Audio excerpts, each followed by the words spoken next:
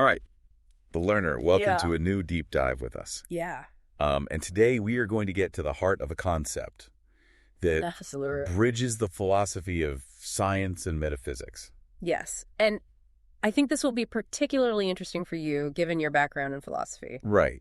All about those generalizations in fields like, biology or psychology or economics Exactly. that seem to hold, but with a little bit of an asterisk. Yeah, that's right. Yeah, the famous other things being equal clause. The Ceteris Paribus laws, yeah. Yeah, these laws that seem to have exceptions. Yeah, they're definitely different from those idealized universal laws we often think of from physics. Right, and that's actually kind of what we're going to dig into. Exactly. Is why these Ceteris Paribus laws are such a point of contention among philosophers. Yes. Like, what does that qualifier even mean? Right. Are they really laws? Right. Are they genuine laws? Or are they like useful rules of thumb? So in this deep dive, we're going to be using the Stanford Encyclopedia of Philosophy on Ceteris Paribus laws as our guide to kind of navigate this philosophical terrain. Absolutely. All right, so let's just jump into it. So let's start with that traditional philosophical understanding of laws. Okay. And this, has historically been shaped by those examples from physics. Right. Like, think of Newton's laws of motion or Maxwell's equations. Yeah. The ideal was a law that was true, Right. universal, and capable of supporting counterfactuals. Okay. So statements about what would happen Right. under different conditions. Yeah. But then we turn to the special sciences. Right. So in biology, you've got Mendel's laws. Yeah. In economics, you have the law of demand. Okay. The idea that, if demand increases, prices tend to increase, Right. assuming supply doesn't change. Right. These just don't seem to operate with the same kind of exceptionless universality. Right. Lack of vitamin C usually leads to scurvy, Yeah. but not always. So the initial philosophical question was really stark. Are these truly laws, like physical laws, Yeah. or are they something fundamentally different? Yeah. Is there a different category? Yeah. Or is it all just kind of the same thing? Exactly. And so there were a few initial paths philosophers considered. Okay. One was to deny that these special science generalizations were genuine laws at all. Right. Maybe implying that those fields offered a less robust form of explanation. Right. Another was to argue that explanation and prediction Right. didn't actually require strict universal laws. Okay. And then there's the third option, the one that brings us to Ceteris Paribus laws to say they are laws, Okay. but their inherent nature includes this other things being equal condition Right. to account for that apparent non-universality. Yeah, that's a great point. So it kind of includes that asterisk, right, in the definition of the law. Yeah. So it brings us to that question that I think has been bugging me this whole time. Like, Yeah. what does Ceteris Paribus actually mean? Right? It's this seemingly small phrase Uh-huh. that carries a lot of weight. It does. It feels very important. It is very important and has been interpreted in numerous ways by philosophers. Okay, so can we break down Yeah, some of the more common? absolutely. So Okay. one helpful distinction, Okay. articulated by Schertz, is between comparative and exclusive Ceteris Paribus laws. Okay, I'm ready for this. All right, so a comparative Ceteris Paribus law Okay. states that if one factor changes, Right. another will change in a specific way, Okay. provided that all other relevant factors remain constant. Okay. So think about like the relationship between the temperature and volume of a gas. Okay. If you increase the temperature, Right. the volume increases, Okay. assuming the pressure and amount of gas stay the same. Okay, so it's like a closed system Exactly. where you're manipulating one thing Right. and seeing how another thing reacts Right. while everything else is held constant. Right. Or consider the correlation between blood alcohol level and the likelihood of a car accident, Right. assuming other driving conditions don't change drastically. Right. The key here is this focus on how one variable changes relative to another Right. when others are held steady. Right. This often connects to the idea of invariance under interventions. Okay. So if we actively manipulate one variable, Right. what happens to another? Right. Assuming our intervention doesn't inadvertently affect other relevant factors. Okay, so it's about isolating a specific causal link Exactly. by controlling for other potential influences. That's right. Okay, so that's comparative. What about exclusive Ceteris Paribus laws? All right, so exclusive Ceteris Paribus laws assert a relationship between an antecedent and a consequent, only in the absence of certain disturbing factors. So, for instance, planets have elliptical orbits, Ceteris Paribus, suggests this holds true when no significant forces other than the star's gravity are at play. Or people's actions are goal-oriented, Ceteris Paribus. Implies this is true unless factors like severe mental illness or coercion are present. Okay, so comparative is about what stays the same. That's right. And exclusive is about what's not there. Exactly. I feel like I'm getting it. You're doing great. So, and some laws can even have both of these. You can, yeah. Like the law of supply and demand, where an increase in demand leads to an increase in price, Ceteris Paribus. Exactly. So there you have the supply remaining constant, and you have the absence of, like, price controls. That's right. Okay, now I think there was another distinction. There is, yes. That I wanted to ask about. And this was within exclusive Ceteris Paribus laws. Right. There's definite and indefinite. Exactly. What's it all about? So a definite exclusive Ceteris Paribus law is one where we can, at least in principle, list all the interfering factors that would prevent the law from holding. So if we could create a complete list of these disruptors, we could theoretically formulate a strict law by explicitly stating the absence of all those factors in the antecedent. Okay, so like saying a bird will fly unless it has broken wings or is trapped in a cage or is deceased or... exactly. You know, like that kind of thing where you could keep adding to the list. Yeah, you could in principle add to that list. But then there's the indefinite ones. Right, and that's where the real challenge arises. Okay. So indefinite exclusive Ceteris Paribus laws. These are cases where it seems impossible to provide a complete list of all potential interfering factors. So our birds can fly example is a prime illustration. No matter how many exceptions we enumerate, there always seems to be the possibility of some unforeseen circumstance preventing a bird from taking flight. Right, because, I mean, what if you had a bird and it was just glued to the ground or something? Exactly. You know, I mean, there's... You could always come up with something, right? You could come up with more and more. Right. And I guess that's the focus of a lot of the scrutiny. That's right. It's these indefinite cases that have been the primary focus of philosophical scrutiny. So we have these Ceteris Paribus laws, especially the indefinite exclusive type, popping up across these special sciences. This leads to what's known as the central challenge. Right, the dilemma between falsity and triviality. Exactly. Which, as a philosopher, sounds like a pretty big deal. It is a fundamental problem. So consider the first horn if we interpret a Ceteris Paribus law, like the law of demand, as a strict universal statement without any Ceteris Paribus clause. It's almost certainly going to be false. Real-world economies are complex. There are always factors that can cause demand to increase without a corresponding price increase.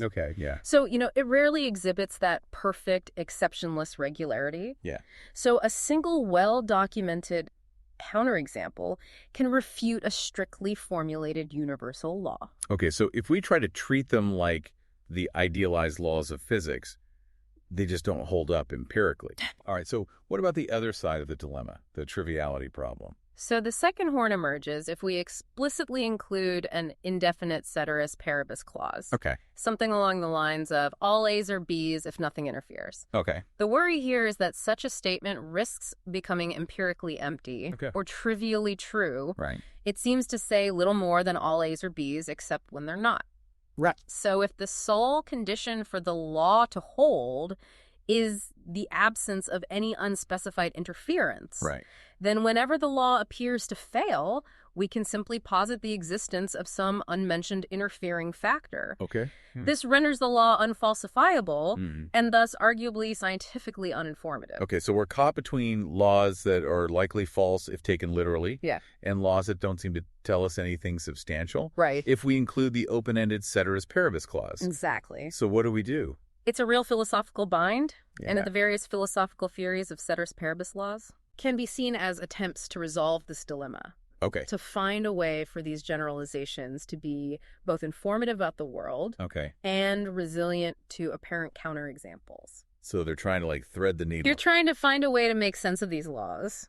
So how have philosophers tried to escape this dilemma? One strategy is what's called completer approaches. Okay, what's the central idea there? So the basic idea of completer approaches is that ceteris paribus laws are essentially incomplete statements. Okay. And that we can, at least in principle, complete them by adding the missing conditions. Okay. So the specific factors whose presence would constitute an interference. So who are some of the philosophers that were advocating for this view? So Jerry Fodor was a prominent figure here, particularly in the context of special science laws. Okay. His argument was that the exceptions we observe in fields like psychology are often explainable by invoking concepts from more fundamental sciences like neuroscience or even physics. Okay. He termed these missing factors completers. Okay. So an apparent exception to a psychological generalization might be fully explained by some underlying neurological condition. Okay. So initially, Fodor suggested that a ceteris paribus law is true. Okay. If every instance of the antecedent has some completer. Okay. That when combined with the antecedent strictly necessitates the consequent. Okay, but there were objections to this, right? Right, there were, yes. Like I remember something about multiple realizability. Precisely. So philosophers like Schiffer and Mott pointed out that it's unlikely there's a single unifying completer definable in lower level terms. Right. That would account for all possible exceptions across all possible physical realizations of a higher level property. Okay, so it's not like one magic bullet completer. Yeah, it's not a one-size-fits-all. Okay. So this led Fodor to refine his account, suggesting that a ceteris paribus law could still be considered true. Okay. Even if some specific realizations lacked a completer for that particular law. Those same realizations were generally part of a network of law-like regularities within that special science. Okay, so it's less about finding the magic bullet and more about the overall nomological coherence of the special science concepts involved. Okay. Something along those lines, yes. Were there any other people who had some? Yes. So Piotrowski and Ray offered a slightly different perspective on the completer approach. Okay. Using the analogy of a promise. Okay. They argued that when we assert a ceteris paribus law, we're implicitly promising that any apparent counterexamples can be explained by citing independently identifiable factors. Okay. If we can't fulfill this promise, then the initial law-like claim was, in a sense, invalid from the start. Okay. They emphasized the epistemic requirement that these completers should be confirmable through independent evidence. Okay, so I'm starting to see some potential problems here. Right, and there are some significant criticisms related to vacuity and accidentality. Okay, let's go through those. All right, so Ehrman and Roberts argued that even Piotrowski and Ray's refined account doesn't truly escape the problem of vacuity. Okay. Their famous example was the statement, all spherical bodies conduct electricity ceteris paribus. Okay. Any failure of a spherical body to conduct electricity can always be explained by appealing to its specific molecular structure, for which we presumably have independent evidence. Okay, but that doesn't really tell us anything about the law. Exactly. It doesn't necessarily make the original ceteris paribus law itself particularly informative. Right. Sure, it's went even further. Okay. Suggesting that while such laws might not be strictly vacuous, they're almost so. Okay. Essentially presupposing a deterministic universe where every event has a deterministic and independently discoverable cause. Okay, yeah, that's a bit of a problem. Yeah. What about the problem of accidentality? All right, so Woodward demonstrated that according to many completer accounts, all sorts of accidental correlations could end up being classified as true ceteris paribus laws. Right. As long as we can find some independent cause for the consequent, whenever the antecedent doesn't lead to it. Right. He gave the rather striking example of all charged particles accelerate at n meters per second squared ceteris paribus. Okay. Where n could be any arbitrary number. Right. Any deviation from this law could simply be attributed to other forces acting on the particle. Okay. Similarly, Schertz offered the example of if a person looks to the right, she will see a kangaroo ceteris paribus. Okay. If no kangaroo is seen, right, we can always appeal to some other factor. The kangaroo isn't there, the person's eyes are closed, etc. Right. These examples highlight the concern that completer approaches might fail to distinguish genuine mammalogical connections from mere coincidences. So they're not actually informative. Exactly. So it seems like while the completer approaches aim to ground ceteris paribus laws by pointing to underlying conditions, they struggle with either being too weak or not being particularly informative about the relationship between the properties mentioned in the law itself. That's right. So maybe we need to take a different approach. Maybe so. The outline mentions invariance and stability theories. Yes. And it seems like we're shifting the focus away from completing the law to looking more at its external resilience. Right. So the core idea here is that what distinguishes laws, whether strictly universal or with ceteris paribus clauses, from mere accidental generalizations is their invariance or stability under counterfactual suppositions. Okay. So a law holds true, or at least continues to provide a good approximation across a range of possible conditions, not just the actual ones. Okay, so I guess that makes sense because the completer approach is kind of saying like, well, if this doesn't happen, then this other very specific thing is happening. Right. But this is saying, well, no. Like, this should hold true across many different situations. Exactly. Okay, so I guess there are multiple theories within this. Yes. We have Lange's stability theory and Woodward and Hitchcock's invariance theory. That's right. Can you kind of walk us through those? So Lange's theory centers on the notion of laws as propositions that are nomically preserved. Okay. He attempts to define a law based on its membership in a stable set of propositions, a set that remains true under all counterfactual suppositions that are consistent with every member of that set. Okay. He argues that this avoids circularity because stability itself doesn't presuppose the concept of a law. Okay. So an accidental truth like all the coins in my pocket are dated 2023 wouldn't belong to such a stable set. Okay, that makes sense. Yeah. So how does this then help us understand ceteris paribus laws? So Lange argues that ceteris paribus laws are best understood as belonging to stable sets of propositions, but their application is pragmatically restricted to the specific purposes of a given scientific discipline. He proposes two main strategies for implicitly defining the relevant interfering factors that the ceteris paribus clause refers to. Okay. Non-negligibility and the intended interest of a science. Okay, so first let's go through non-negligibility. Okay, so non-negligible factors are those that occur with sufficient frequency and magnitude to cause significant deviations from the law. Okay. And the intended interest of a science helps to exclude exceptions that fall outside the domain of inquiry of that discipline. Okay. So much like his well-known example of a chicken farm affecting bird populations, but being irrelevant to a core law of island biogeography. It's not really what they're looking at. Exactly. When you're looking at island biogeography. Because it's like the scope of what you're looking at. It's about the scope of the scientific inquiry. Determines whether something is relevant or not. Okay. Lange contrasts these scientifically grounded ceteris paribus clauses with mere excuse clauses that would render a claim trivial. Right. So there has to be. It has to be grounded in some way. Okay. And he also uses stability theory. He does. To argue for the autonomy of special sciences. Yeah. Suggesting that their laws might be stable under counterfactual suppositions. Yeah. That would actually violate the laws of more fundamental physics. Yeah.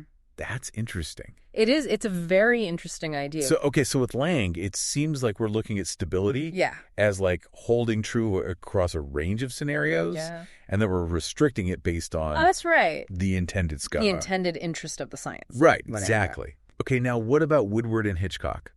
All right, so Woodward and Hitchcock agree with Lange on the importance of stability under counterfactuals. Okay. But they focus more specifically on quantitative statements. Okay. And the crucial role of interventions. Okay. So an intervention in their framework is a localized causal change that sets the value of a variable in a way that breaks any other causal pathways to that variable. Okay. They define invariance through what they call a testing intervention condition. Okay. A statement of the form y were fsx is invariant to the extent that there are at least two different values of x produced by interventions for which y behaves according to the function. Okay, so it's less about the overall consistency across all possibilities and more about like the specific relationship between defined variables when you manipulate one of them in a controlled way. Controlled way. That's a good way to put it. Okay. They also introduce the idea of degrees of invariance. Okay. Recognizing that generalizations in the special sciences might hold true only over a limited range of values of the variables involved. Right. So this limited invariance is what makes them ceteris paribus laws. Right. They're not universally applicable across all possible values or conditions. But this degree of invariance is sufficient for them to play a law-like role within their specific domains. Okay.